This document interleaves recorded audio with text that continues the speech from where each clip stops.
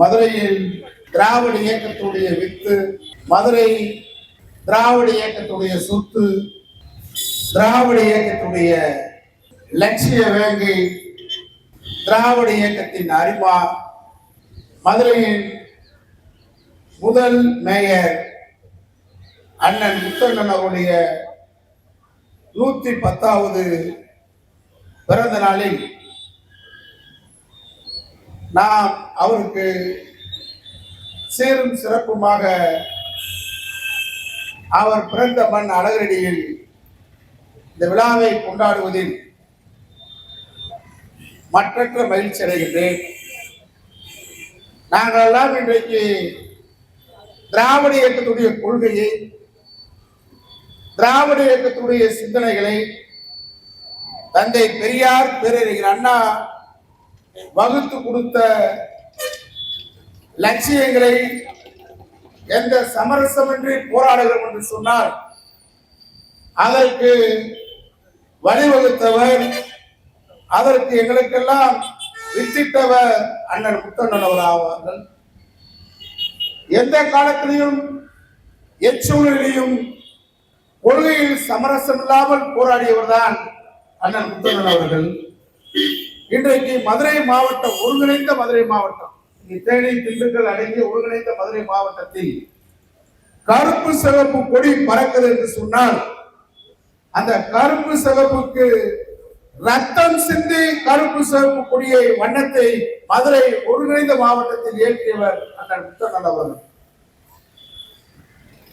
திராவிட இயக்கம் பல்வேறு பரிணாம வளர்ச்சிகளை இன்றைக்கு பெற்றிருந்தாலும் அந்த காலத்தில் முழுமையாக மதுரை மாவட்டத்தில்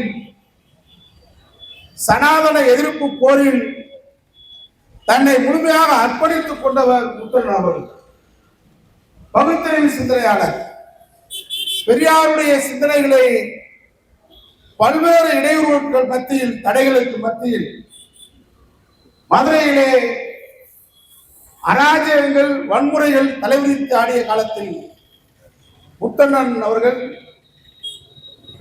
எங்கேயும் புறமுதுக்கு ஓடாத ஒரு மாவீரன், உண்மையிலேயே அஞ்சானது என்று சொன்னார் அண்ணன் முத்தண்ணன் அவர்கள் தான்.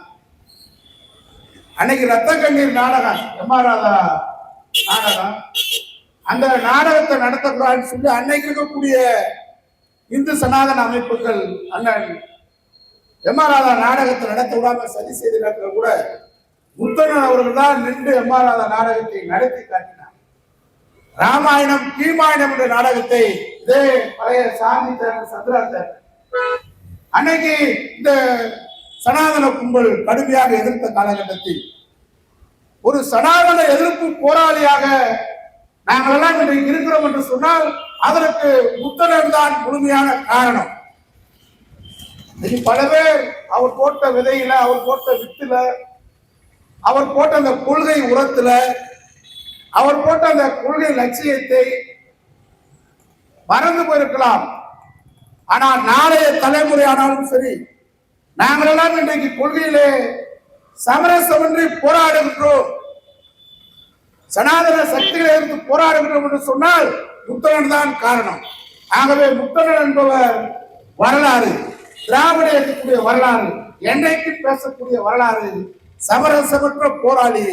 அவருடைய குடும்பத்தாருக்கும் இந்த பகுதியில் வாழக்கூடிய அனைவருக்கும் எங்கள் தலைவரான அண்ணா திராவிட மக்கள் முன்னேற்ற கழகமும் நானும் என்றைக்கு முத்தண்ணனை மறக்க மாட்டோம்.